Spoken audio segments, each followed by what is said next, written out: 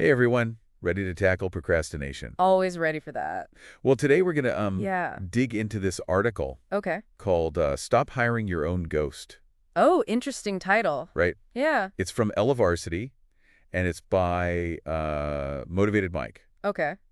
And basically, it's all about, that feeling we get when we just keep putting things off. Oh, yeah. I know that feeling all too well. Exactly. And this ghost idea, I thought it's really clever. It's like we're hiring this invisible force to do our work for us. I love that. It's like, We're hoping it'll all just magically disappear, get done without us actually doing anything. that's it. Like, we want the credit, but without the effort. Exactly. The article has this quote. I thought it was really powerful. Okay, let's hear it. If you put off everything till you're sure of it, you'll never get anything done. Oh, that's so true. Isn't it? I mean, how many times have we waited for that perfect moment or that multi% certainty before starting something? Right. And then it never happens. Totally. And the thing is, even the most successful people, they don't always have it all figured out from the start. They don't. No way. I mean, they've faced failures, they've made mistakes. Oh, yeah, for sure. It's part of the process. And then the article actually talks about how these setbacks can be like really valuable learning opportunities. I never really thought of it that way. Right. Yeah, it's funny because I've definitely hesitated to start things because I was afraid of, like, messing up. Oh, I get that. Yeah, I mean, who wants to fail, right? right. But the author, Motivated Mike, he uses this great example about successful entrepreneurs and how a lot of them didn't have like a clear roadmap. Really? Yeah, they kind of figured it out as they went along. So their failures were kind of like stepping stones. Exactly. Like they learn from those experiences and use that knowledge to eventually succeed. That's a really cool way to look at it. I'm starting to think this whole ghost thing might not be so bad after all. Well, the article does say something like, snap out of it, dude, wake up. It does. Yeah, I love that part. It's like a little tough love to get us moving, right? Totally. Like a motivational kick in the pants. Yeah. Stop daydreaming and start doing. Okay, so we get it. We got to stop hiring this ghost. Right. But how? How do we actually, like, break free from this procrastination cycle? Well, that's where things get really interesting. Oh, tell me more. The article suggests maybe instead of trying to fire the ghost, Yeah. we should try to, like, understand it better. Okay, so befriending the ghost. Exactly. Remember, this ghost, it's a metaphor for our own procrastination, you know? Right. So how do we even begin to, like, understand it? That's a great question. It all starts with, like, self-awareness. Okay, self-awareness. Yeah, so think about those times when you've procrastinated. You know, what were you feeling? What were you thinking? Interesting. Were you afraid of failing, maybe? Or was the task just, like, way too overwhelming?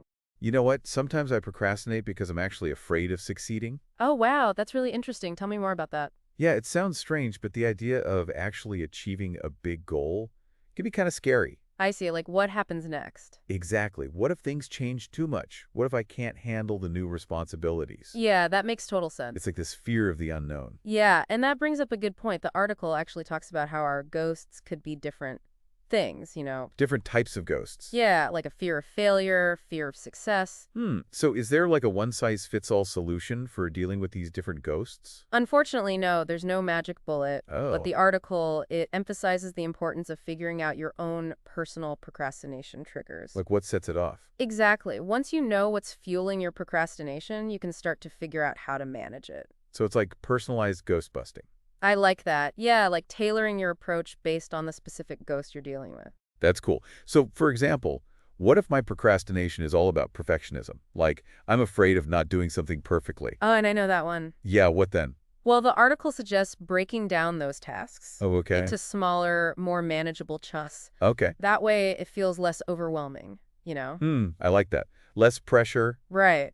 So what about when it's that fear of success? Like, how do we get past that? Well, the article doesn't really go into specific techniques for that. Oh, okay. But it does encourage us to, like, change how we think about success. Instead of fearing it. Exactly. See it as an opportunity for growth, for learning new things. So more like what awesome things could happen. Yeah. And remember, everyone's journey is different, right? Right. What works for one person might not work for another. For sure. It's all about trying different things, experimenting, and finding what works for you. That makes sense.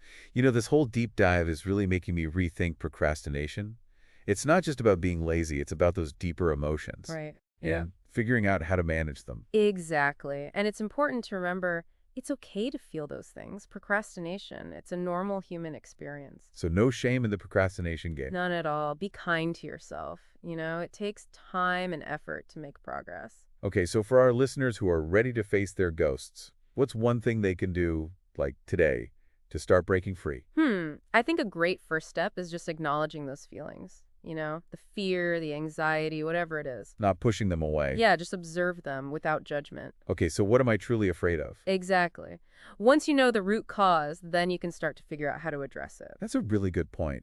Just acknowledging those feelings could be a huge step. It really can. It's like taking away some of their power over us. That's so true. Yeah. And remember, it's a journey. It's a journey, not a destination. So Exactly. you're not going to eliminate procrastination overnight. Nope. It's all about those small, consistent steps toward your goals. Small steps. Small steps. It could be something as simple as setting a timer for like 15 minutes and just working on that task you've been putting off. 15 minutes, that's doable? Right. Or maybe making a list of all the steps you need to take to achieve a bigger goal. Okay, breaking it down. Yeah.